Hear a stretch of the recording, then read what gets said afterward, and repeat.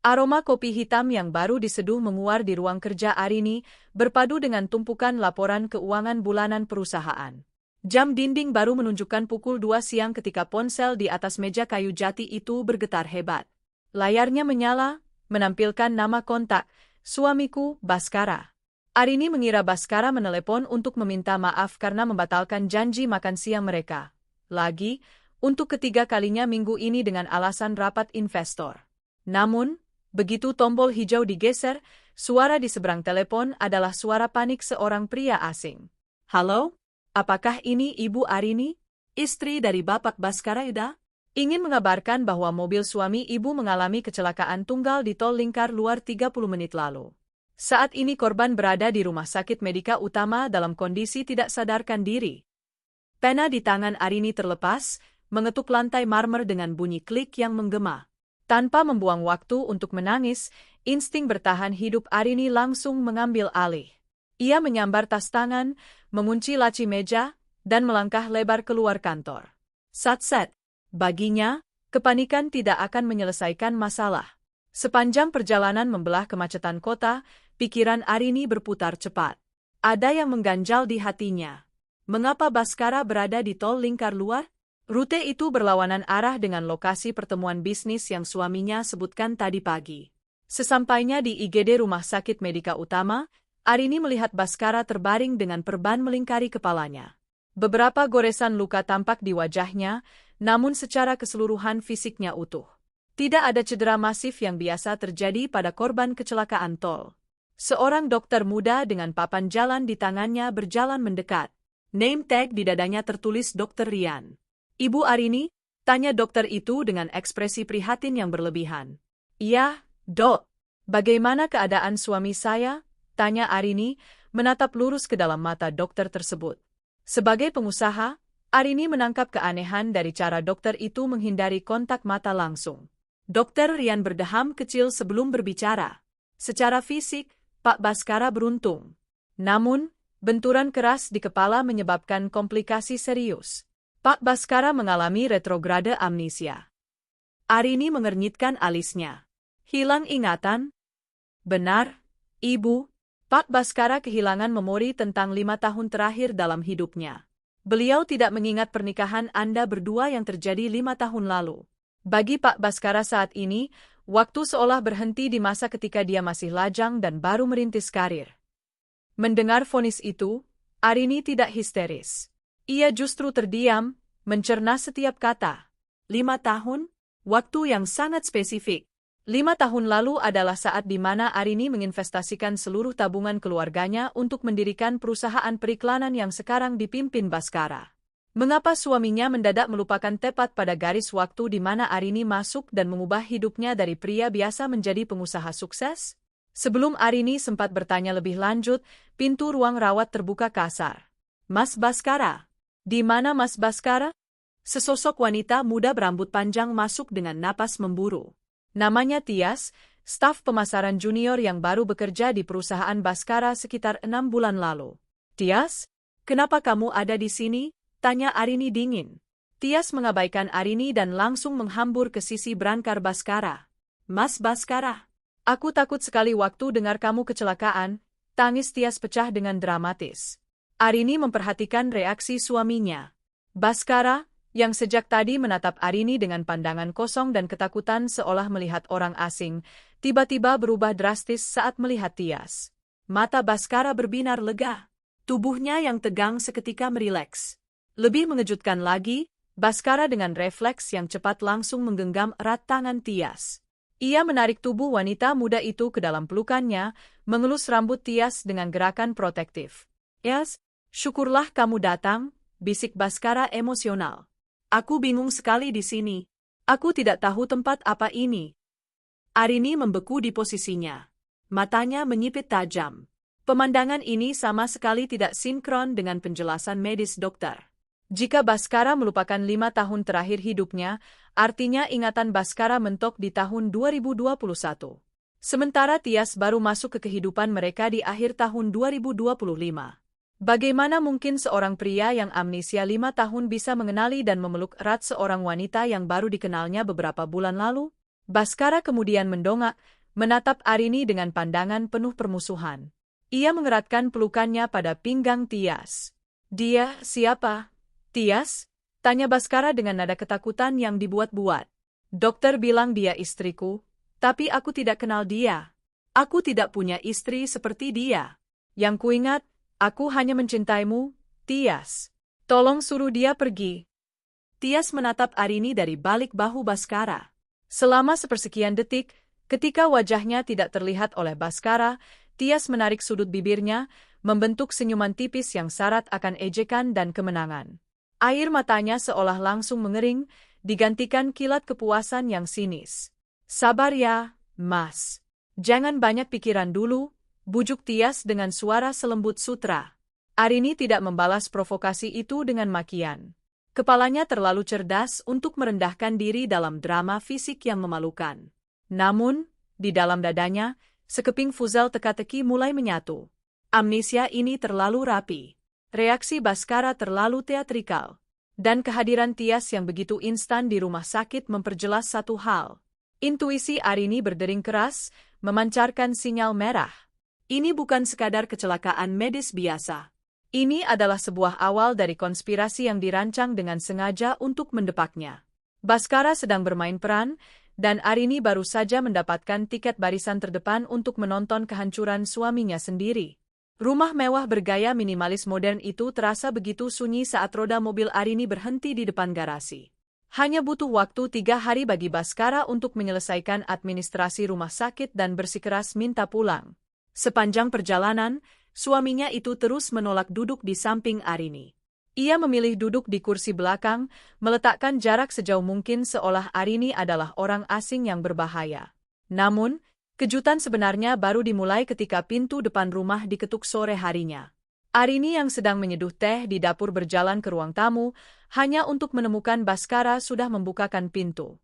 Di ambang pintu, berdiri Tias dengan 2 koper besar di kanan kirinya. "Mas Baska?" Tias langsung merajuk, menyandarkan kepalanya di bahu Baskara dengan ekspresi yang dibuat selayaknya wanita tertindas. "Aku takut sekali di kosan sendirian. Apalagi setelah kejadian kemarin, aku terus memikirkan keadaanmu." Baskara mengelus lengan Tias dengan lembut, lalu menatap Arini yang berdiri tenang di dekat koridor dapur. Tatapan pria itu dingin, penuh dengan tuntutan yang tidak tahu diri. "Arini, tolong mengertilah kondisiku," ujar Baskara tanpa basa-basi, nadanya datar seolah sedang berbicara dengan pembantu, bukan dengan istri yang menemani perjuangannya dari nol. "Aku tidak mengingat kamu sama sekali. Memori di kepalaku menolak kehadiranmu, dan dokter bilang stres bisa memperburuk kondisiku. Yang kuingat, aku hanya mencintai Tias. Demi proses pemulihan ingatanku, biarkan Tias tinggal di sini untuk sementara waktu." Mendengar kalimat keliru itu keluar dari mulut suaminya, Arini tidak meledak marah. Alih-alih berteriak histeris, ia justru melangkah mendekat dengan ritme yang anggun. Langkah kakinya yang tenang membuat Tias mendadak tegang. "Tinggal di sini?" Arini mengulang ucapan itu, menatap koper-koper besar milik Tias. Kondisi medis macam apa yang mengharuskan seorang staf pemasaran junior tinggal di rumah CEO-nya untuk menyembuhkan amnesia? Tias segera memasang wajah memelas, air mata buaya mulai menggenang di pelupuk matanya. "Bu Arini, tolong jangan salah paham. Saya tahu posisi saya. Tapi Mas Baskara terus mengigaukan nama saya di rumah sakit. Saya hanya ingin membantu. Dulu, sebelum Mas Baskara dipaksa menikah dengan ibu karena perjodohan bisnis keluarga, kami berdua saling mencintai. Saya hanya ingin mengembalikan ingatan Mas Baskara yang hilang." Arini hampir saja tertawa mendengar dongeng fiktif yang dikarang Tias. Perjodohan bisnis keluarga? Keluarganya memang bermodal, tapi pernikahan mereka murni karena Baskara yang berlutut memohon cinta Arini di masa lalu. Kini, dengan tameng, amnesia, Baskara dengan bebas merombak sejarah hidup mereka demi melegalkan selingkuhannya masuk ke dalam rumah. Tias melirik Baskara, lalu menatap Arini kembali dari balik bahu pria itu. Di detik itulah, Tias menyunggingkan senyuman tipis yang syarat akan kemenangan. Sebuah tatapan yang seolah berkata, "Rumah ini, suami ini, dan semua hartanya akan segera menjadi milikku." "Kamu kalah." Baskara berdeham keras, mempertegas posisinya. Kalau kamu memang peduli dengan kesembuhanku, Arini, kamu harus mengizinkan Tias tinggal. Aku tidak mau tahu. Ini rumahku juga. Arini menarik napas dalam-dalam. Otak cerdasnya berputar cepat bak mesin kalkulator. Jika ia menolak dan mengusir Tias sekarang, Baskara akan punya alasan kuat untuk mencapnya sebagai istri kejam yang tidak peduli pada kesehatan suami. Itu bisa menjadi senjata hukum yang merugikannya di pengadilan nanti jika Baskara menggugat cerai atas dasar ketidakharmonisan. Sebaliknya, jika musuh dibiarkan masuk ke dalam sarang, mereka akan lengah. Orang yang merasa di atas angin cenderung melakukan kecerobohan besar. Arini tersenyum manis, senyuman yang membuat bulu kuduk Tias mendadak merinding. Baik, jawab Arini santai, melipat kedua tangannya di dada. Kamu boleh tinggal di sini, Tias. Baskara dan Tias tampak terkejut mendengar jawaban yang begitu instan dan tanpa perlawanan tersebut. Mereka mengira akan ada drama piring terbang atau makian kasar. Tapi, ada aturannya, lanjut Arini, tatapannya beralih menatap Tias dari atas sampai bawah dengan penuh intimidasi. Karena statusmu di sini adalah perawat, pendamping untuk memulihkan ingatan suamiku, kamu akan menempati kamar pelayan di lantai bawah, dekat area jemuran. Jangan harap bisa menyentuh lantai 2, karena itu adalah area pribadi saya. Dan satu lagi, karena kamu tinggal di sini secara gratis, pastikan kamu tahu diri untuk membantu tugas-tugas rumah. Wajah Tias seketika berubah masam. Kamar pelayan? Dekat jemuran? Ia mengira akan langsung bertukar posisi menjadi nyonya rumah dan tidur di kamar utama yang mewah. Mas? Tias berbisik, meremas ke meja Baskara, meminta pembelaan. Namun sebelum Baskara sempat memprotes, Arini sudah memotong dengan kalimat telak. Baskara, kalau kamu keberatan dengan syarat ini, silakan kemasi barang-barangmu dan tinggallah di kosan Tias yang sempit itu. Tapi ingat, mobil yang kamu pakai, fasilitas yang kamu nikmati, dan 70% modal perusahaan yang kamu pimpin saat ini terikat atas nama keluarga saya. Jadi, tentukan pilihanmu sekarang, ikuti aturan di rumah saya, atau angkat kaki tanpa membawa sepeser pun. Skakmat. Baskara tertegun, rahangnya mengeras menahan amarah, namun ia tidak bisa membantah. Pria itu menatap Tias dengan pandangan memberi kode agar wanita itu bersabar demi rencana besar mereka. Baik, Tias akan tidur di bawah, geram Baskara lirih. Arini tersenyum penuh kemenangan dalam hati. Langkah pertama selesai.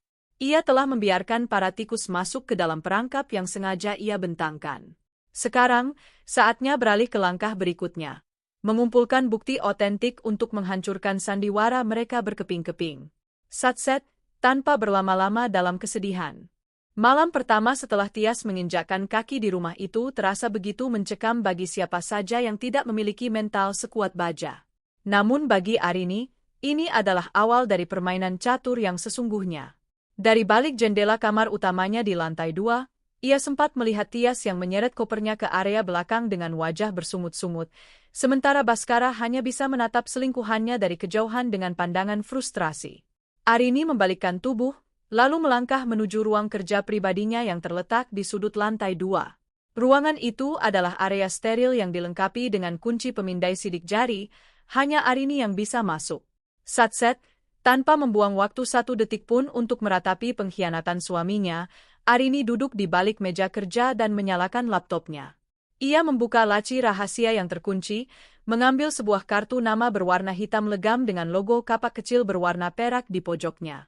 Kartu nama itu diberikan oleh sahabat karibnya, seorang pengacara korporat papan atas, beberapa bulan lalu ketika Arini sempat mencium gelagat tidak beres pada laporan keuangan eksternal perusahaan yang dikelola Baskara.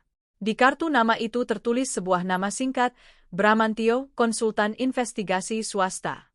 Arini meraih ponsel khusus yang nomornya tidak diketahui oleh Baskara. Ia mengetikkan nomor yang tertera dan langsung menekan tombol panggil. Telepon itu hanya berdering 2 kali sebelum sebuah suara bariton yang berat dan tenang menyahut di seberang sana. Halo, Bram di sini. Halo, Pak Bram. Saya Arini Yuda, ucap Arini lugas, tanpa basa-basi khas sosialita. Saya butuh bantuan Anda untuk sebuah investigasi tingkat tinggi yang sifatnya sangat mendesak dan rahasia. Urusan domestik, tapi berpotensi merembet ke aset perusahaan. Di seberang telepon, Bram terdengar langsung mengubah nadanya menjadi lebih formal dan siaga. Saya tahu siapa Anda, Bu Arini. Kasus apa yang sedang kita hadapi? Suami saya baru saja dinyatakan mengalami amnesia total 5 tahun terakhir akibat kecelakaan tunggal 3 hari lalu. Dan hari ini, dia membawa selingkuhannya masuk ke rumah saya dengan dalih membantu pemulihan ingatan.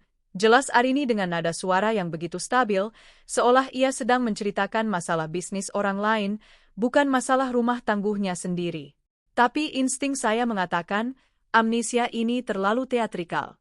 Ada bau konspirasi di sini. Bram terkekeh rendah, sebuah kekehan yang terdengar sangat berpengalaman menghadapi busuknya dunia luar. Skenario klasik, Bu Arini. Amnesia instan pasca kecelakaan minor biasanya digunakan untuk dua hal, menghindari tanggung jawab hukum atas suatu kesalahan, atau menciptakan kondisi ketidakmampuan mental, palsu demi merebut aset tanpa terlihat sebagai pihak yang bersalah dalam perceraian. Kapan kita bisa bertemu? Sore ini, pukul 4. Saya akan kirimkan titik lokasinya. Pastikan Anda datang sendiri, perintah Arini sebelum memutus sambungan telepon. Pukul 4 sore tepat, Arini sudah duduk di sebuah kafe terpencil di pinggiran kota yang sengaja ia pilih karena sepi pengunjung. Ia mengenakan kacamata hitam besar dan syal sutra yang menutupi sebagian lehernya. Tak lama kemudian, seorang pria bertubuh tegap dengan jaket kulit hitam dan tatapan mata setajam elang melangkah masuk. Pria itu langsung mengenali Arini dan duduk di hadapannya. Itu adalah Detektif Bram. Tanpa membuang waktu, Arini menggeser sebuah amplop coklat tebal yang sudah ia siapkan sejak dari rumah.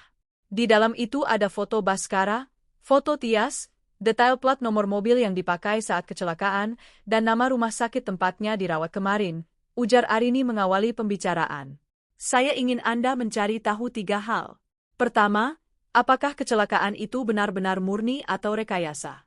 Kedua, periksa rekam medisnya dan latar belakang dokter yang menanganinya. Ketiga, cari tahu apa yang sebenarnya mereka rencanakan di belakang saya. Bram menerima amplop itu, menimbangnya sebentar di tangan, lalu menatap Arini dengan pandangan kagum. Kebanyakan istri dalam posisi Anda akan datang ke saya sambil menangis dan meminta saya memotret mereka sedang berpegangan tangan di hotel untuk bukti perselingkuhan. Tapi Anda langsung mengincar akarnya. Arini menyunggingkan senyum dingin. Menangis tidak menghasilkan uang, Pak Bram. Dan bukti perselingkuhan biasa hanya akan membuat saya mendapatkan perceraian standar. Saya tidak mau sekadar cerai. Saya ingin memastikan mereka berdua membusuk di tempat yang seharusnya jika mereka berani menyentuh apa yang menjadi hak saya dan keluarga saya. Bram mengangguk taksim, merasa tertantang dengan tugas ini. Menarik, beri saya waktu 3 hari, Bu Arini.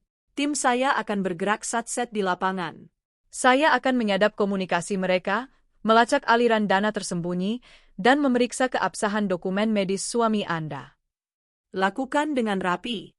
Biaya tidak menjadi masalah, tegas Arini seraya menggeser sebuah kartu debit instan yang sudah diisi dana taktis dalam jumlah besar sebagai uang muka.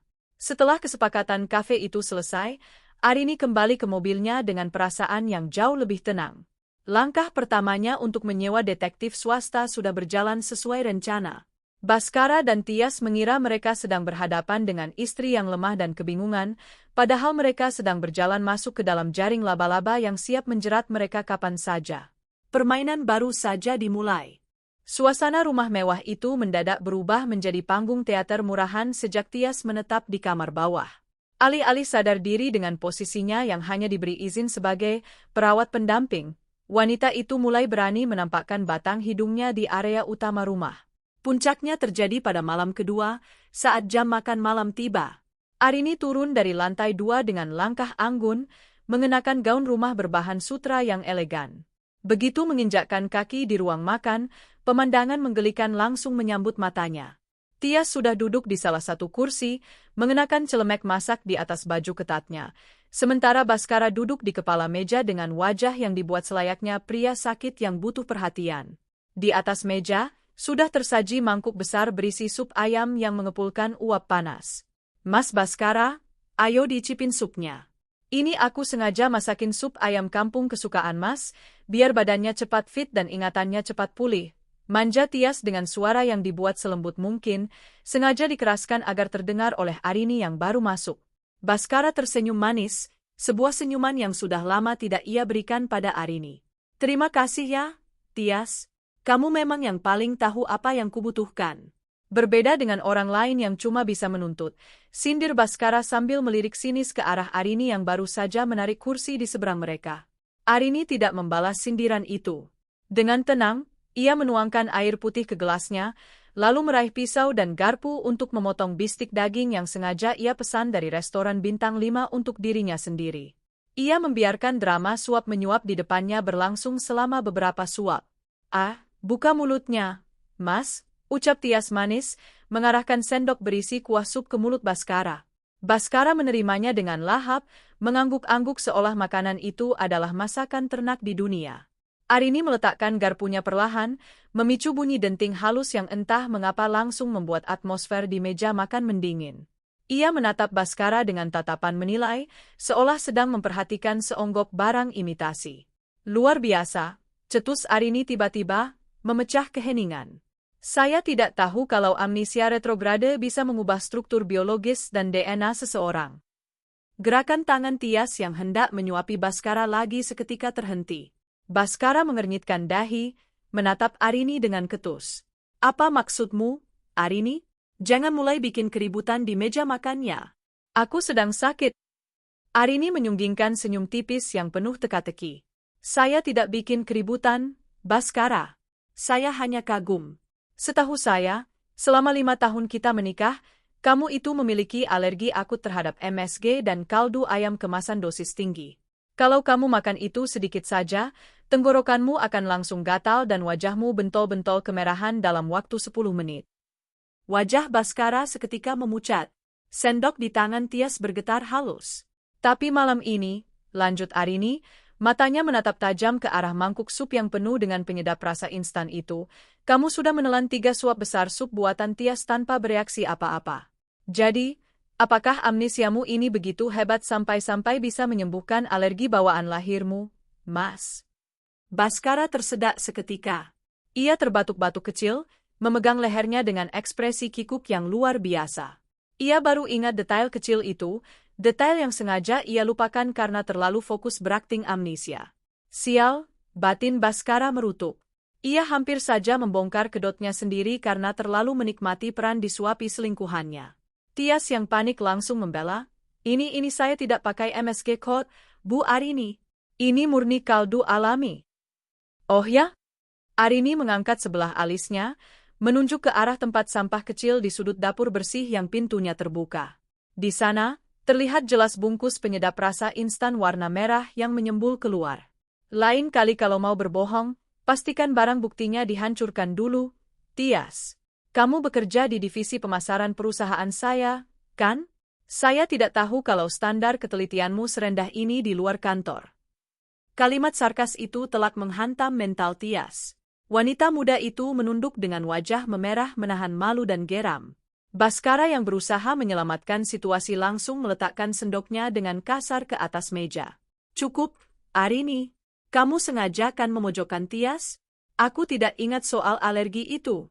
Mungkin tubuhku sudah berubah.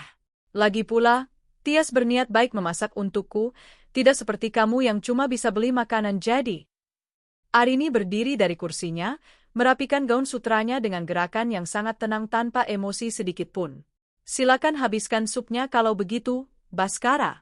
Kita lihat apakah malam ini kamu harus menginap lagi di IGD karena sesak napas, atau pertunjukan teatermu ini memang masih butuh latihan insting yang lebih rapi. Arini membalikkan badan dan melangkah meninggalkan ruang makan dengan kepala tegak. Satset, ia sukses merusak momen romantis mereka hanya dengan modal satu informasi detail kecil. Dari balik punggungnya, ia bisa mendengar kasak kusuk panik antara Baskara dan Tias. Arini tahu, malam ini suaminya tidak akan tidur nyenyak, bukan karena alergi, melainkan karena rasa takut bahwa istrinya jauh lebih cerdas dari yang mereka duga. Malam merayap semakin larut. Setelah ketegangan yang terjadi di meja makan, suasana rumah menjadi sunyi senyap. Baskara sengaja mengunci diri di kamar tamu lantai bawah dengan dalih kepalanya pusing akibat tekanan dari Arini, sementara Tias sibuk mondar-mandir di area dapur belakang dengan wajah gusar. Di lantai 2, Arini duduk dengan tenang di sofa ruang kerjanya. Kamar itu gelap, hanya menyisakan sorot lampu meja yang menerangi wajahnya yang dingin. Tepat pukul 11 malam, ponsel khusus yang ia simpan di laci terdengar bergetar singkat. Sebuah notifikasi pesan instan masuk, menggunakan aplikasi pesan instan dengan enkripsi militer yang direkomendasikan oleh Detektif Bram. Arini segera membuka pesan tersebut. Sebuah tautan unduhan dokumen PDF berukuran besar terpampang di sana, lengkap dengan pesan singkat dari sang detektif. 3 hari yang Anda minta terlalu lama, Bu Arini. Tim saya bekerja satset. Kebusukan suami Anda sudah matang di atas piring. Silakan buka file terlampir. Jari-jari lentik Arini menekan layar, mengunduh dokumen yang akan menjadi senjata pemungkasnya. Begitu file terbuka, deretan fakta medis dan laporan kronologis terpampang dengan sangat rapi dan mendetail. Arini membaca halaman pertama, laporan investigasi kecelakaan tunggal atas nama Baskara Yuda. Di sana tertera analisis dari tim forensik independen yang disewa Bram untuk memeriksa bangkai mobil Baskara di bengkel asuransi. Hasilnya mencengangkan, sekaligus membuat Arini menyunggingkan senyum sinis. Airbag mobil bahkan tidak mengembang. Mengapa? Karena kecepatan mobil saat menabrak pembatas jalan tol lingkar luar hanya berkisar di angka 20 km per jam. Kerusakan pada bemper depan mobil sengaja dibuat parah dengan menggunakan hantaman alat berat sebelum petugas kepolisian korup tiba di lokasi kejadian. Benturan seringan itu sama sekali tidak akan bisa memicu trauma kepala, apalagi menyebabkan amnesia total selama 5 tahun. Arini membalik halaman berikutnya, yang berisi rekam medis dari Rumah Sakit Medika Utama. Di lembar itu, tertera hasil pemindaian otak, CT scan, Baskara yang menyatakan ada bayangan gelap akibat pendarahan dalam. Namun, di bawah foto hasil pemindaian tersebut, Detektif Bram menyematkan sebuah catatan investigasi yang fatal. Catatan Detektif Bram, hasil CT scan yang digunakan untuk memvonis amnesia Baskara Yuda adalah hasil pindai milik pasien lain bernama Baskoro Utomo, seorang korban kecelakaan lansia 2 bulan lalu. Identitas pada dokumen digital diubah secara ilegal oleh Dr. Rian. Hasil penelusuran latar belakang, Dr. Rian adalah sepupu kandung dari Tias dari garis ibu. Aliran dana sebesar 200 juta rupiah mengalir dari rekening pribadi Baskara ke rekening Dr. Rian 1 hari sebelum kecelakaan fiktif itu terjadi. Darah Arini berdesir, bukan karena sedih atau kecewa, melainkan karena rasa geram yang bercampur dengan kepuasan. Instingnya 100% benar. Suaminya tidak sedang sakit, suaminya sedang melakukan aksi penipuan terencana. Namun, kejutan terbesar berada di halaman terakhir dokumen tersebut. Bram berhasil meretas lalu lintas email pribadi Baskara yang dikirimkan kepada seorang pengacara swasta kelas teri. Di sana, terdapat sebuah draft dokumen hukum yang sudah selesai disusun dan siap cetak. Judul dokumen itu adalah Surat Pengalihan Hak Asuh Aset dan Surat Kuasa Penuh Direksi Perusahaan Akibat Ketidakmampuan Mental Incapacity. Arini menyandarkan punggungnya ke sofa, menarik napas dalam-dalam sembari menatap layar laptopnya yang memantulkan draft dokumen tersebut. Skenario busuk Baskara kini terbaca dengan sangat gamblang di otaknya. Baskara tahu bahwa secara hukum, ia tidak bisa begitu saja menceraikan Arini atau merebut perusahaan, karena sebagian besar modal dan saham pengendali dipegang oleh keluarga Arini. Jika mereka cerai secara normal karena perselingkuhan Baskara, pria itu akan keluar dari rumah dan perusahaan dengan kaki telanjang tanpa membawa sepeser pun harta. Oleh karena itu, Baskara dan Tias menyusun drama amnesia ini. Rencana mereka adalah membuat Baskara terlihat tidak mampu secara mental untuk mengelola aset karena hilangnya ingatan. Dengan memanfaatkan kondisi itu, mereka akan memanipulasi Arini agar menandatangani surat pengalihan kuasa atas nama Tias, dengan dalih agar bisnis tetap berjalan sementara Baskara berobat.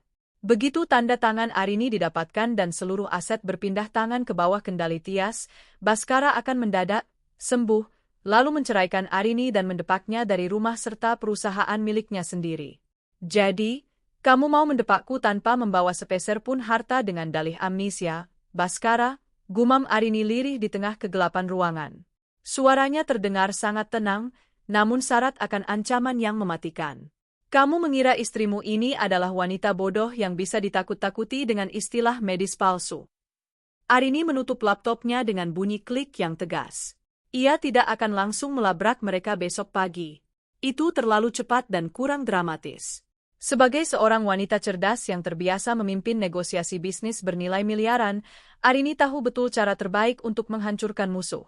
Biarkan mereka merasa berada di puncak kemenangan, lalu tarik karpet di bawah kaki mereka hingga mereka jatuh terjerembab ke dasar jurang yang paling dalam. Satset, Arini langsung mengetik pesan balasan kepada Detektif Bram. Luar biasa, Pak Bram. Bukti ini sudah lebih dari cukup untuk menyeret mereka ke jalur hukum. Sekarang, saya butuh satu bantuan terakhir. Besok siang, pasang kamera pengawas tersembunyi dengan audio kualitas tinggi di ruang tamu dan kamar bawah. Saya akan memberi mereka panggung untuk mengakui semuanya sendiri di depan kamera Anda. Siasat balasan telah matang dirancang. Arini memejamkan mata dengan senyuman puas. Esok hari, ia akan mulai memasang perangkap dan membiarkan dua tikus serakah itu masuk dengan sukarela ke dalamnya. Pagi berikutnya, Arini turun ke lantai bawah dengan ekspresi wajah yang sengaja diatur agar terlihat lelah, cemas, dan pasrah. Aktingnya harus jauh lebih meyakinkan daripada akting murahan Baskara.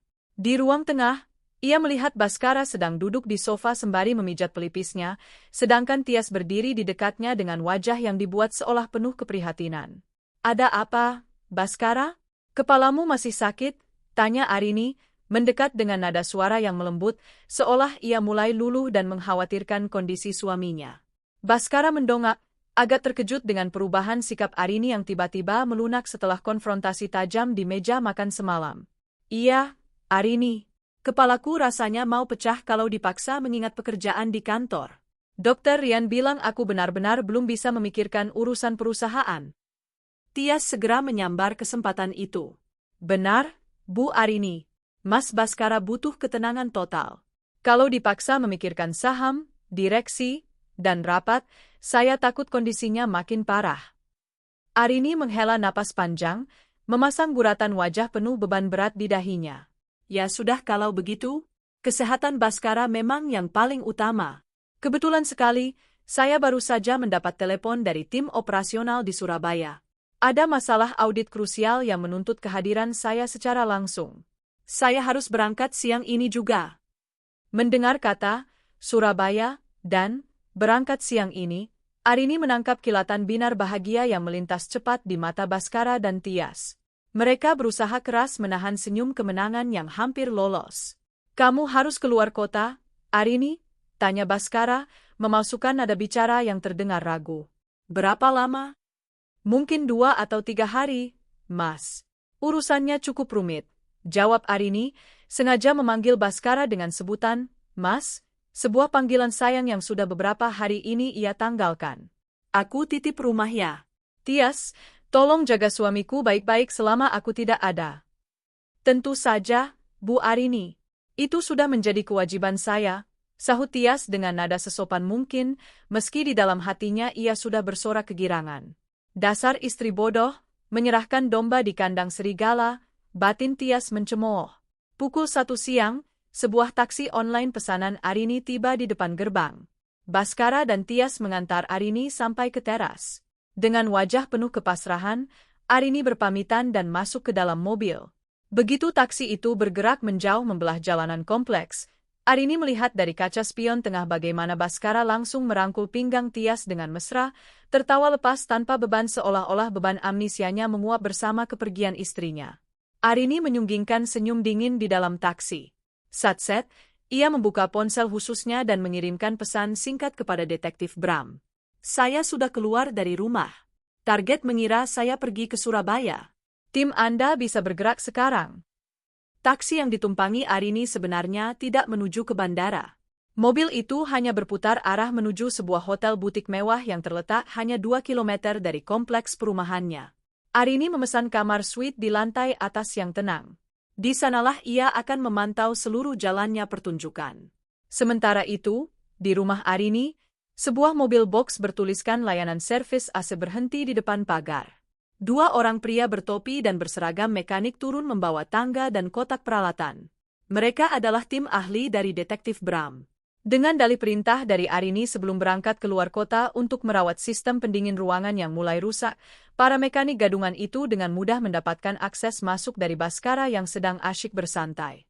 Dalam waktu kurang dari 40 menit, tim Bram bergerak dengan kecepatan dan ketelitian luar biasa. Mereka menanamkan 3 buah kamera pengawas mikro berteknologi militer yang tidak kasat mata. Kamera pertama dipasang di sela-sela lampu hias langit-langit ruang tamu utama. Kamera kedua disembunyikan di balik jam dinding ruang makan. Dan kamera ketiga, yang paling krusial, diletakkan di dalam kamar bawah tempat Tias menginap, tersembunyi dengan rapi di dalam lubang ventilasi udara. Semua kamera tersebut dilengkapi dengan mikrofon bersensor tinggi yang mampu menangkap bisikan sekecil apapun, serta terhubung langsung ke jaringan satelit pribadi yang terenkripsi. Pukul 4 sore, seluruh instalasi selesai tanpa meninggalkan jejak sedikit pun. Para mekanik pamit undur diri setelah menerima anggukan puas dari Baskara yang sama sekali tidak menaruh curiga. Di kamar hotelnya, Arini duduk dengan segelas jus jeruk di tangan kirinya, sementara tangan kanannya membuka laptop. Sebuah notifikasi hijau menyala di layarnya, menandakan bahwa siaran langsung dari dalam rumahnya telah aktif. Layar laptop Arini kini terbagi menjadi 3 sudut pandang yang memperlihatkan setiap jengkal rumah pribadinya. Perangkap tikus telah terpasang dengan sempurna, umpannya telah diletakkan, dan sekarang Arini tinggal duduk manis menyaksikan bagaimana kedua orang serakah itu menjerat leher mereka sendiri di depan kamera. Malam merayap semakin pekat di luar jendela kamar suite hotel tempat Arini menginap. Jam digital di sudut layar laptopnya menunjukkan pukul 9 malam. Suasana kamar hotel begitu hening, hanya menyisakan deru halus pendingin ruangan dan sorot cahaya putih dari layar laptop yang memantul di sepasang mata tajam milik Arini. Di layar itu, 3 jendela video menampilkan siaran langsung dari dalam rumah pribadinya. Untuk sesaat, suasana di dalam rumah tampak sepi. Namun, tak lama kemudian, pergerakan dimulai.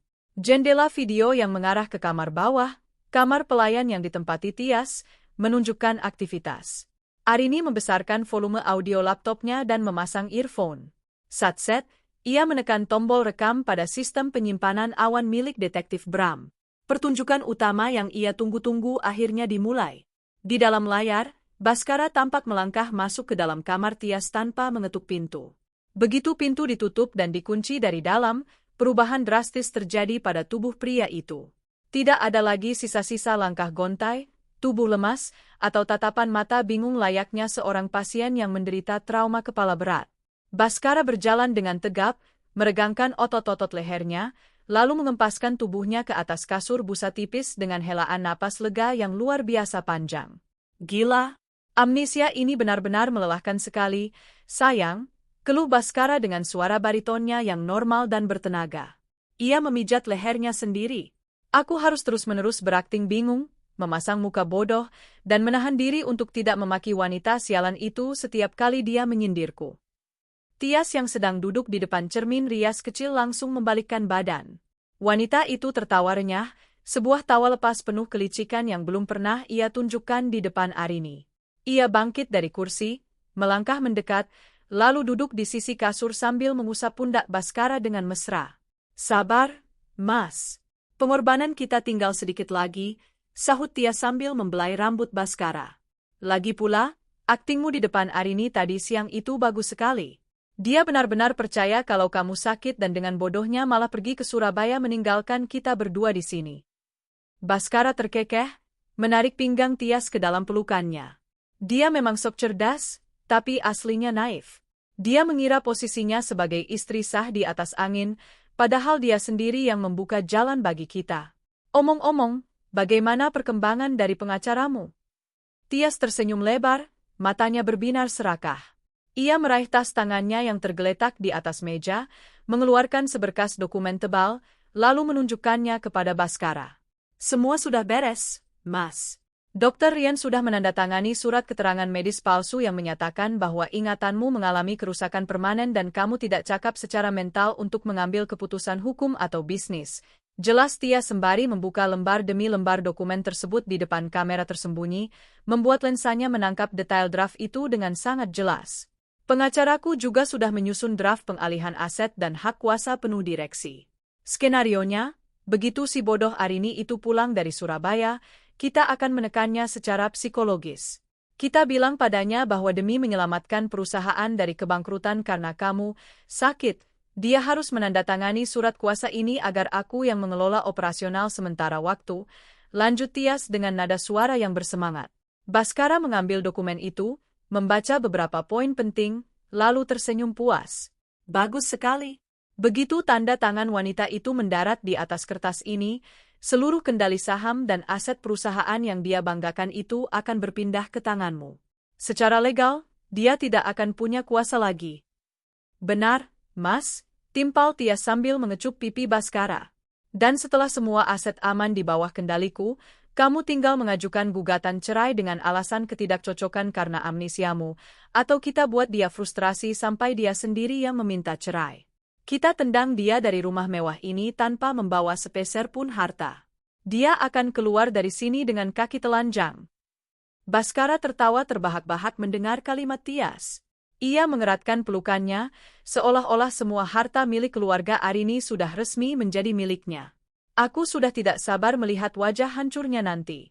5 tahun aku harus berpura-pura menjadi suami yang tunduk pada aturan keluarganya yang kaya itu. Sekarang, saatnya aku yang menjadi raja. Di seberang layar, di dalam kamar hotel yang sunyi, Arini memperhatikan setiap detik rekaman tersebut tanpa mengedipkan mata. Tidak ada air mata yang menetes di pipinya. Tidak ada guncangan emosi yang membuatnya lemas. Sebaliknya, sudut bibir Arini perlahan terangkat, membentuk sebuah senyuman dingin yang amat mengerikan. Wajah kedua orang di layar laptopnya itu tampak begitu menjijikkan, namun bagi Arini, rekaman video dan audio berkualitas tinggi ini adalah sebuah karya seni yang paling indah. Itu adalah tiket emas yang akan mengantarkan Baskara dan Tias langsung ke balik jeruji besi. Satset, Arini menggerakkan jarinya di atas touchpad laptop. Ia menghentikan proses rekaman siaran langsung setelah dirasa telah mendapatkan pengakuan yang utuh dan tidak terbantahkan. Ia menduplikasi file video tersebut ke dalam 3 media penyimpanan eksternal yang berbeda, lalu mengirimkan salinan digitalnya kepada Detektif Bram dan tim pengacara pribadinya melalui pesan terenkripsi. Sebuah pesan balasan masuk dari Detektif Bram beberapa menit kemudian, "Skakmat, Bu Arini. Bukti ini mutlak. Rencana penipuan dan konspirasi pemalsuan dokumen terekam sempurna. Kapan kita eksekusi?" Arini mengetik jawabannya dengan cepat, penuh penekanan pada setiap hurufnya. "Besok pagi saya akan pulang memberikan mereka kejutan. Pak Bram, siapkan tim Anda, pihak kepolisian, dan perwakilan dari ID, Ikatan Dokter Indonesia, untuk menjemput Dr. Rian. Kita selesaikan drama teater ini di puncak panggungnya." Arini menutup laptopnya dengan bunyi klik yang mantap. Rasa lelahnya hilang seketika, digantikan oleh kepuasan yang membuncah. Baskara dan Tias mengira mereka telah berhasil menyusun rencana yang sempurna untuk menghancurkan hidupnya, tanpa menyadari bahwa mereka baru saja menyerahkan tali gantungan mereka sendiri langsung ke tangan Arini. Sinar matahari pagi menembus celah gorden ruang tamu mewah kediaman Arini, menciptakan garis-garis cahaya yang menyorot seberkas dokumen di atas meja kaca. Di sofa utama, Baskara duduk dengan setelan kemeja yang sengaja dikancing asal-asalan, memberikan kesan bahwa ia masih seorang pria yang linglung dan tertekan akibat sisa-sisa kecelakaan. Di sampingnya, Tias berdiri dengan setia, memegang segelas air putih hangat dengan raut wajah yang dikondisikan sedemikian rupa agar tampak seperti seorang malaikat pelindung. Di seberang meja, duduk seorang pria parubaya berjas hitam kelam dengan tas kerja kulit buaya di pangkuannya. Pria itu adalah pengacara sewaan Tias, yang bertugas mengeksekusi jerat hukum palsu untuk Arini. Suasana hening itu pecah ketika pintu depan terbuka dengan bunyi klik yang tegas. Langkah kaki dengan ketukan high heels yang teratur dan berwibawa menggema di lorong masuk. Arini telah kembali dari Surabaya. Ia melangkah anggun, membawa tas jinjingnya tanpa ekspresi lelah sedikit pun. Satset, ia langsung menuju ruang tamu, mengabaikan tatapan terkejut dari ketiga orang yang sudah menantinya. Bu Arini, sudah pulang? Katanya 3 hari, tanya Tias. Suaranya agak bergetar namun ia dengan cepat menguasai diri dan melempar senyum manis yang dipaksakan. Arini tidak menjawab. Ia meletakkan tasnya di sofa tunggal, lalu duduk dengan menyilangkan kaki, menatap lurus ke arah Baskara. "Urusan di Surabaya bisa didelegasikan. Aku kepikiran kondisi suamiku. Jadi, Ada apa ini? Kenapa sepagi ini sudah ada tamu? Baskara berdeham, langsung memasang wajah muram dan memegang pelipisnya dengan gerakan teatrikal. Arini, kepalaku semakin sakit. Kemarin setelah kamu pergi, Dokter Rian datang memeriksa. Katanya, kerusakan memoriku akibat benturan itu kemungkinan besar permanen. Aku tidak mampu lagi berpikir untuk mengurus operasional perusahaan. Kepalaku mau pecah setiap kali melihat laporan keuangan. Tias segera menyambung, mengusap bahu Baskara dengan penuh simpati palsu. Benar, Bu Arini. Kasihan Mas Baskara. Jika dipaksakan memimpin perusahaan dalam kondisi amnesia total 5 tahun ini, bisnis keluarga ibu bisa hancur karena salah ambil keputusan. Oleh karena itu, kami sudah berkonsultasi dengan pengacara ini. Pria berjas di samping Baskara langsung menegakkan tubuh, membuka tas kerjanya, dan mengeluarkan seberkas dokumen tebal bersampul putih. Ia menggeser dokumen itu ke hadapan Arini dengan gerakan yang sangat formal. Selamat pagi, Ibu Arini. Saya adalah kuasa hukum yang ditunjuk oleh Pak Baskara, buka pengacara itu dengan nada suara yang dibuat berwibawa. Berdasarkan rekomendasi medis resmi dari dokter yang menangani, Pak Baskara saat ini dinyatakan mengalami mental incapacity atau ketidakmampuan mental sementara akibat trauma kepala berat. Demi menyelamatkan legalitas operasional perusahaan, kami telah menyusun dokumen pengalihan kuasa penuh dan hak direksi. Arini menarik dokumen itu mendekat, membalik halamannya satu persatu dengan jari lentiknya tanpa sepatah kata pun. Inti dari dokumen ini, lanjut si pengacara, memperhatikan ekspresi Arini yang tetap datar, adalah mengalihkan seluruh hak tanda tangan, keputusan manajerial, dan akses rekening korporat kepada pihak ketiga yang dipercaya oleh Pak Baskara, yaitu Saudari Tias, sebagai pelaksana harian. Ibu Arini hanya perlu menandatanganinya di atas materai sebagai bentuk persetujuan istri sah dan pemegang saham mayoritas. Ini demi kebaikan Pak Baskara, Ibu. Baskara menatap Arini dengan pandangan memelas yang dibuat-buat. Tolong tanda tangan, Arini. Aku tidak mau perusahaan kita hancur karena penyakitku ini. Biarkan Tias yang membantuku mengelolanya sementara waktu. Aku mempercayainya. Tias menunduk, memasang wajah penuh beban tanggung jawab. Saya bersedia berkorban demi Mas Baskara, Bu Arini. Saya janji akan menjaga amanah ini.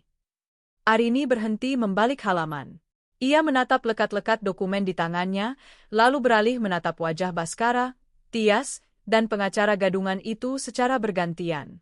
Di dalam hatinya, Arini merasa sangat takjub melihat betapa rapinya mereka menyusun jebakan ini, lengkap dengan sandiwara air mata dan istilah hukum yang memukau. Mereka benar-benar mengira bahwa Arini adalah mangsa empuk yang sedang ketakutan. Perlahan, Arini mengangkat dokumen tersebut dengan kedua tangannya. Jadi, kalian ingin aku menandatangani ini? Tanya Arini dengan nada suara yang terlampau tenang. Benar, Arini. Tolong jangan egois, sahut Baskara, mengira istrinya mulai goyah. Srek, bunyi robekan kertas yang nyaring mendadak memotong kalimat Baskara. Dalam satu gerakan satset yang sangat bertenaga, Arini merobek dokumen tebal itu menjadi dua bagian. Tidak berhenti di situ, dengan wajah yang dingin tanpa emosi, ia merobeknya lagi menjadi potongan-potongan kecil, lalu melempar serpihan kertas putih itu tepat ke arah wajah Baskara dan Tias. Potongan kertas itu berhamburan di atas meja kaca dan lantai marmer. Apa-apaan kamu, Arini? Bentak Baskara, seketika melompat berdiri dari sofanya. Wajah tampannya memerah padam, amarahnya meledak seketika melihat dokumen yang ia susun susah payah dihancurkan dalam sekejap. Aku ini suamimu yang sedang sakit. Kamu benar-benar istri tidak punya hati nurani. Tias juga ikut memekit, berpura-pura syok. Bu Arini, kenapa ibu kasar sekali? Kami hanya ingin membantu. Arini tetap duduk dengan tenang, menyandarkan punggungnya ke sofa sembari melipat kedua tangannya di dada. Ia menatap Baskara yang sedang berdiri murka dengan pandangan meremehkan. Sakit, Baskara? Atau kamu hanya sedang gladi resik pertunjukan teater murahan yang naskahnya ditulis oleh selingkuhanmu ini? Tanya Arini, suaranya pelan namun sanggup membungkam seluruh ruangan. Mendengar kalimat, teater murahan, dan selingkuhan, detak jantung Baskara dan Tias mendadak berhenti sejenak. Atmosfer di ruang tamu itu seketika berubah menjadi sangat mencekam, dan untuk pertama kalinya, Kilat ketakutan mulai merayap di mata kedua penipu tersebut. Apa maksudmu dengan teater murahan, Arini? Suara Baskara meninggi, mencoba menutupi kegugupan yang mendadak menyerang dadanya. Ia mengepalkan tangan, berusaha tetap tegak di posisinya. Aku ini korban kecelakaan. Otakku cedera. Kamu menuduhku bersandiwara di atas penderitaanku sendiri. Tias ikut menimpali, suaranya dibuat bergetar seolah-olah dizalimi. Bu Arini, kalau ibu tidak mau membantu, tidak apa-apa. Tapi jangan memfitnah kami dengan tuduhan sekeji itu. Saya di sini murni karena diminta oleh Mas Baskara. Si pengacara sewaan pun ikut angkat bicara, mencoba membangun kembali wibawanya yang runtuh. Ibu Arini, tindakan Anda merobek dokumen medis dan hukum ini bisa dikategorikan sebagai tindakan tidak kooperatif dan kami bisa membawa masalah ini ke jalur. Jalur apa? Jalur penipuan berencana, potong Arini cepat, memotong kalimat pengacara itu dengan nada sedingin es. Arini tidak membuang waktu untuk berdebat kusir. Satset, ia meraih tas jinjingnya, mengeluarkan sebuah tablet digital berlayar lebar, dan meletakkannya di atas meja kaca, tepat di atas tumpukan serpihan kertas dokumen yang baru saja ia robek. Dengan satu ketukan jari yang tenang, Arini menekan tombol play pada sebuah file video terenkripsi. Kalian bertiga menyukai pertunjukan, bukan? Mari kita tonton karya terbaik kalian, ucap Arini datar. Layar tablet itu seketika menampilkan rekaman video dengan kualitas gambar yang sangat jernih dan audio yang begitu bersih. Itu adalah rekaman siaran langsung tadi malam dari kamera tersembunyi di kamar bawah. Di dalam video tersebut, sosok Baskara terlihat sangat bugar, melompat ke atas tempat tidur tanpa ada tanda-tanda vertigo atau hilang ingatan. Suara bariton Baskara menggema dengan sangat jelas dari pengeras suara tablet. Gila. Amnesia ini benar-benar melelahkan sekali. Sayang, aku harus terus-menerus berakting bingung, memasang muka bodoh. Wajah Baskara yang tadinya memerah penuh amarah, seketika berubah pucat pasi dalam hitungan detik. Matanya melotot menatap layar, sekujur tubuhnya mendadak kaku seperti batu. Drama di dalam video terus berlanjut. Suara Tias terdengar sangat renyah dan penuh kelicikan. Sabar, Mas. Begitu si bodoh Arini itu pulang dari Surabaya, kita akan menekannya secara psikologis. Kita tendang dia dari rumah mewah ini tanpa membawa sepeser pun harta. Dia akan keluar dari sini dengan kaki telanjang. Plah! Tias menjatuhkan gelas air putih yang sejak tadi dipegangnya. Gelas itu hancur berkeping-keping di atas lantai marmer, sama hancurnya dengan mental Tias saat ini. Napasnya memburu, wajahnya yang tadi merona mendadak putih seperti kertas mayat. Ia menatap Arini dengan pandangan horor yang luar biasa. Kak kamu memata-matai kami, teriak Tias histeris, suaranya melengking tinggi, kehilangan seluruh pembawaan lembutnya yang selama ini ia gunakan untuk memikat Baskara. Ini ilegal. Ini pelanggaran privasi. Rekaman ini tidak sah di mata hukum. Arini menyunggingkan senyum tipis, sebuah senyuman penuh kemenangan yang teramat dingin. Ilegal? Di dalam rumah yang 100% sertifikatnya atas nama saya? Di dalam properti yang dibeli dengan uang keluarga saya? Saya berhak memasang apa saja di rumah saya sendiri. Tias. Arini menggeser layar tabletnya, menampilkan dokumen PDF laporan dari Detektif Bram. Dan jangan lupakan ini. Hasil analisis forensik mobil yang membuktikan kecelakaanmu hanya berjalan di kecepatan 20 km per jam. Ditambah, rekam medis palsu dari Dr. Rian yang ternyata adalah sepupu kandungmu sendiri, lengkap dengan mutasi rekening 200 juta rupiah dari Baskara sebagai uang suap. Apakah kalian masih ingin melanjutkan pembicaraan tentang hukum denganku? Pengacara sewaan yang duduk di samping Baskara langsung buru-buru membereskan berkas-berkasnya dengan tangan gemetar. Ia tahu kasus ini sudah busuk dan ia tidak mau ikut terseret. Maaf, saya rasa saya salah paham dengan duduk perkaranya. Saya undur diri, ucap pengacara itu, langsung terbirit-birit keluar dari rumah tanpa memedulikan panggilan Baskara. Arini, dengarkan aku dulu. Baskara tiba-tiba menjatuhkan lututnya ke lantai marmer. Tubuhnya bergetar hebat. Pria yang tadi berakting sombong itu kini berlutut di bawah kaki Arini, mencoba meraih ujung gaun istrinya. Aku hilaf, Arini. Aku dijebak oleh Tias. Wanita ini yang merencanakan semuanya. Aku ingat semuanya sekarang, Arini. Aku ingat betapa aku mencintaimu. Tolong maafkan aku, jangan hancurkan karirku, ratap Baskara dengan air mata yang kini benar-benar keluar karena rasa takut yang teramat sangat. Tias yang mendengar dirinya dikorbankan langsung membelalakan mata. Mas, kenapa kamu malah menyalahkan aku? Kamu yang bilang bosan dengan istrimu yang sok mengatur ini. Tepat pada saat kekacauan itu memuncak, pintu depan rumah kembali terbuka dengan kasar. Langkah kaki tegap dari beberapa pria berseragam dinas kepolisian masuk ke dalam ruangan, dipimpin langsung oleh detektif Bram yang berjalan dengan senyum puas di wajahnya. Di belakang mereka, terlihat dua orang petugas dari Majelis Kode Etik Kedokteran yang membawa Dr. Rian dalam kondisi wajah tertunduk lesu. Selamat pagi, Ibu Arini, sapa detektif Bram dengan nada formal yang taktis. Semua tersangka dan barang bukti tambahan di luar sudah kami amankan. Pihak kepolisian siap bergerak satset. Seorang perwira polisi melangkah maju, mengeluarkan sepasang borgol besi dari pinggangnya. Bapak Baskara Yuda dan Saudari Tias, Anda berdua resmi ditangkap atas dugaan penipuan berencana, konspirasi pemalsuan dokumen medis, dan percobaan penggelapan aset. Mendengar kalimat penangkapan itu, Tias lemas dan terduduk di lantai di samping serpihan gelas yang pecah, sementara Baskara terus menangis meraung-raung di kaki Arini, memohon belas kasihan dari istri yang selama ini ia remehkan. Namun, bagi Arini, waktu untuk berbelas kasih sudah habis semenjak mereka berniat membuangnya seperti sampah. Panggung sandiwara telah runtuh, dan sang sutradara asli kini siap menutup tirai pertunjukan. Denting logam borgol yang beradu di pergelangan tangan Baskara dan Tias menjadi melodi penutup yang sangat memuaskan bagi Arini. Baskara masih terus merangkak, mencoba menggapai ujung sepatu high heels Arini dengan sisa-sisa harga dirinya yang sudah hancur lebur. Air mata dan keringat dingin bercampur di wajahnya, merusak sisa akting pria sakit yang ia banggakan sejak awal minggu. Arini, tolong aku. Aku suamimu, Arini. Kamu tidak bisa memenjarakan suamimu sendiri, raung Baskara, suaranya parau oleh rasa panik yang teramat sangat. Aku berjanji akan berubah. Aku akan memutuskan hubungan dengan Tit. Kita mulai lagi dari nol, Arini. Perusahaan itu membutuhkan kita berdua. Arini menarik kakinya mundur satu langkah, menghindari sentuhan tangan Baskara seolah pria itu adalah seonggok sampah yang kotor.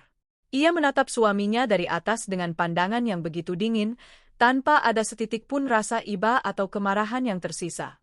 Yang ada hanya rasa muak yang mendalam. Memulai dari nol, Baskara? Arini mendengus, sebuah tawa sarkas yang pendek lolos dari bibirnya. Kamu lupa ya? Yang memulai dari nol itu adalah aku, dengan modal dan keringat keluargaku. Kamu itu cuma menumpang hidup, lalu bertingkah seolah kamu adalah raja yang membangun kerajaan ini. Dan sekarang, ingatanmu mendadak sembuh instan hanya karena melihat borgol polisi? Keajaiban medis yang luar biasa. Di sudut lain ruang tamu, Tias sedang ditarik berdiri oleh seorang petugas Polwan. Wanita muda yang kemarin tersenyum sinis dan merasa di atas angin itu kini menangis histeris. Rambutnya berantakan, dan gaun ketatnya terkena cipratan air sup yang tumpah. Ini tidak adil. Mas Baskara yang merayu saya duluan. Dia yang menjanjikan saya rumah ini, teriak Tias, mencoba melempar kesalahan pada pria yang kini juga mengkhianatinya. Diam dan ikut ke kantor polisi sekarang.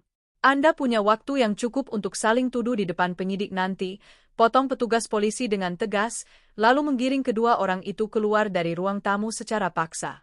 Baskara terus menoleh ke belakang, menatap Arini dengan tatapan memelas yang menjijikkan saat tubuhnya diseret melewati pintu depan. Namun, Arini sudah membalikkan badannya. Satset, tanpa membuang waktu untuk meratapi kepergian pria yang telah menemaninya selama 5 tahun, Arini membuka tas jinjingnya dan mengeluarkan sebuah map merah yang sudah ia siapkan sejak dari hotel. Di dalam map tersebut, tersaji dokumen gugatan cerai mutlak, tuntutan pencabutan seluruh fasilitas korporat atas nama Baskara, dan surat pemecatan tidak hormat untuk Tias dari perusahaan.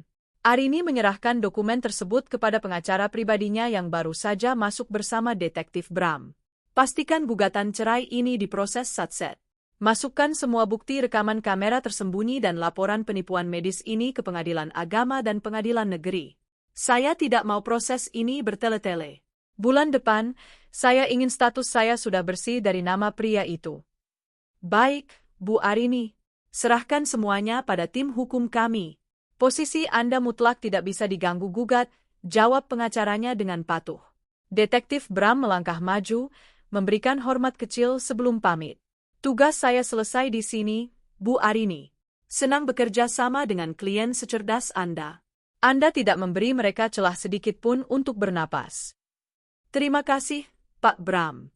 Kerja tim Anda sangat luar biasa, ucap Arini dengan senyuman tulus pertamanya hari ini. 1 bulan kemudian, gedung pencakar langit Yuda Media Group berdiri megah di pusat bisnis ibu kota. Di lantai teratas, di dalam ruang rapat utama yang berdinding kaca besar dengan pemandangan lanskap kota, Arini berdiri dengan anggun. Ia mengenakan setelan blazer formal berwarna putih gading, memancarkan aura seorang wanita karir yang berkuasa dan mandiri. Di dalam ruang rapat, seluruh dewan komisaris, investor utama, dan kepala divisi sudah duduk rapi. Tidak ada lagi nama Baskara Yuda di struktur organisasi. Papan nama di kepala meja kini telah berubah secara resmi, Arini Pramesti, Chief Executive Officer. Melalui layar televisi besar di ruang rapat, sebuah berita kilas utama menayangkan proses persidangan perdana kasus penipuan dan konspirasi pemalsuan dokumen. Layar menampilkan sosok Baskara dan Tias yang mengenakan rompi tahanan berwarna oranye, tertunduk lesu menghindari sorotan kamera wartawan.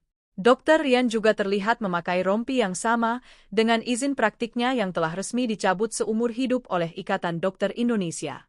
Arini mematikan layar televisi tersebut dengan remote di tangannya, lalu membalikkan tubuh menghadap seluruh peserta rapat yang menatapnya dengan penuh rasa hormat dan kagum. Mari kita mulai rapatnya, buka Arini, suaranya terdengar lantang, penuh percaya diri, dan berwibawa. Mulai hari ini, Yuda Media Group akan melakukan ekspansi besar-besaran ke pasar internasional. Kita tinggalkan semua drama masa lalu dan fokus pada masa depan. Seluruh ruangan bertepuk tangan riuh. Arini duduk di kursi utama, memimpin jalannya perusahaan yang sesungguhnya adalah hak miliknya sejak awal. Ia telah membuktikan bahwa kecerdasan, ketenangan, dan tindakan yang taktis, satset tanpa drama, adalah senjata terbaik untuk menghancurkan pengkhianatan. Sang ratu telah kembali ke tahtanya, hidup bahagia, merdeka, dan jauh lebih bersinar tanpa bayang-bayang pria parasit di hidupnya.